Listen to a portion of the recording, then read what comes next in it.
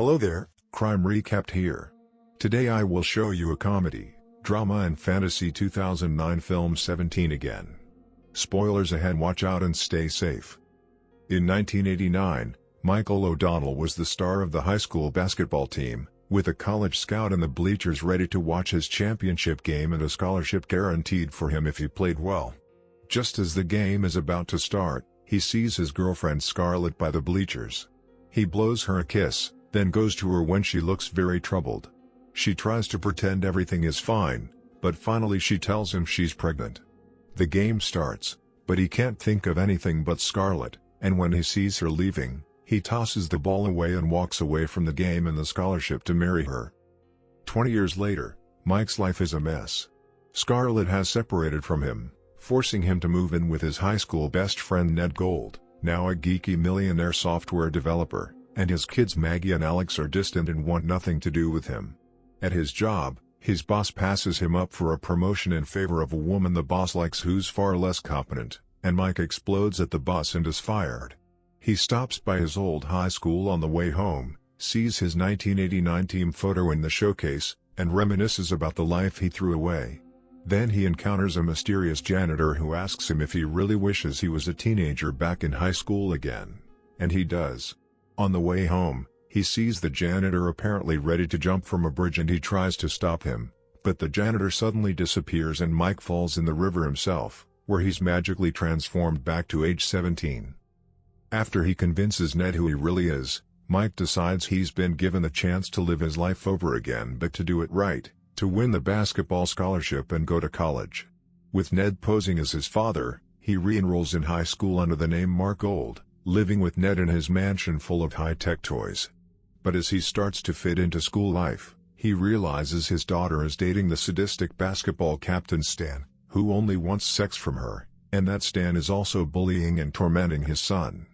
Gradually, Mark realizes that the real reason he's been given another chance in life is to help his children and try to win back Scarlett's love. He befriends Alex and discovers that his son has real talent in basketball and can hit three-point shots effortlessly. He works with Alex to sharpen the rest of his game so he can win a place on the team and the girl of his dreams. As Alex and Mark practice shooting baskets together every day at Alex's house, Scarlett is amazed how much her son's new friend looks like her ex-husband looked in 1989. Mark starts helping Scarlett landscape her backyard, because she hopes to start a landscaping business. He gains a new appreciation for her talents, but he frequently comes close to her or touches her in ways she considers inappropriate between an adult woman and a teenaged boy. He also comforts Maggie when Stan dumps her for refusing to put out. He tells her that someday she'll find a guy who treasures her the way she deserves, but he's horrified when he realizes Maggie is starting to think that guy is him. He tells her he can't get involved with her because he's already in love with someone else, someone secret. The basketball team wins a come-from-behind game, with Mark doing a lot, but Alex makes the winning three-point shot. Meanwhile, Ned has been smitten with Jane, the high school principal, since the first day he went to her office to enroll his son, but his geeky attempts to impress her have done nothing but disgust her. Finally, in return for buying laptops for all the students in the school, she agrees to go to dinner with him on the same night that Mark has announced a party at his house to celebrate winning the game. Mark tells only certain people about the party, but kids text it everywhere and the whole school shows up. Ned's romantic dinner with Jane is going nowhere until he finally admits that he's always been a loser with women. He's really just a geek, obsessed with the Lord of the Rings. She slowly smiles, and starts talking to him in Elvish, one of the languages in the Lord of the Rings, and he realizes that she's also a Lord of the Rings fanatic. After a seductive conversation in Elvish, Ned and Jane go back to his house for romance, but they find Mark's party completely out of control with hundreds of kids everywhere. Scarlett is also there, looking for Alex, and Mark's feelings for her are so strong that he can't control himself and he tries to kiss her in front of all the kids. Scarlett is appalled and slaps him, then runs away with Mark following her, shouting that he's her husband and the father of her children. Maggie and her friends all see this and are disgusted, especially Maggie, because Mark had told her he was in love with someone secret, and now she sees him trying to kiss her own mother. The next morning, cleaning up the chaos after the party, Ned reminds Mark that the hearing for Mike O'Donnell's final divorce decree with Scarlett is in 20 minutes, and they rush to the courtroom. Ned pretends to be Mike's lawyer, and they're being thrown out when Mark says he's there to read a letter that Mike has written to his wife. Scarlett agrees to hear the letter, and Mark reads it with emotional power in his voice that astonishes her, plus details about their courtship that only her husband could have known. Mark finishes by saying that, since he sees that she doesn't want him in her life anymore, he's content to let her go because he loves her so much. After Mark finishes and is forced to leave the courtroom, Scarlett picks up the letter and discovers it's just a piece of paper with directions to the courthouse on it. Mark wasn't reading the letter at all but somehow knew all the things he had told her. She asks for the divorce decree to be postponed. Mark tries to forget about Scarlett and concentrates on basketball, because winning the scholarship and going to college seem to be the only thing he has left for him.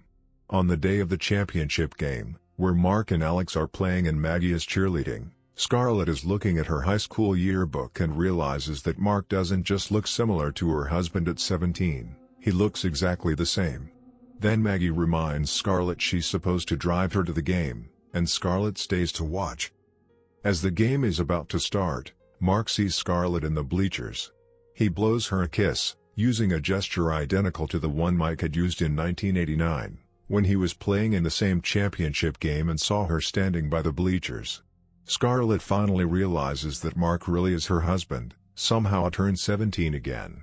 She realizes all the reasons she loved him then and still loves him, but she knows she can't possibly make her life together with a 17-year-old boy. Also, she realizes that knowing she's there in the bleachers watching him could put him in the same situation as before, and she can't risk making him lose his college scholarship again. She leaves, going down the same corridor she used when she left the game in 1989. Mark sees Scarlett leaving, forgets about the game and walks away, just as he did in 1989. He hands the ball to Alex, saying this time it's his turn, and runs down the corridor after Scarlett. We see the mysterious janitor smiling in the stands, and by the time Mark catches up to Scarlett, he's the adult Mike O'Donnell again. Mike tells Scarlett he's made a mess of his marriage because he spent the last 20 years resentful at her for losing him his chance to go to college, but now he realizes his family is the only thing that matters to him, and he asks for another chance. A few days later, Mike goes to Ned's house to get his stuff and return his key. He finds Ned in bed with Jane, both of them wearing elf ears.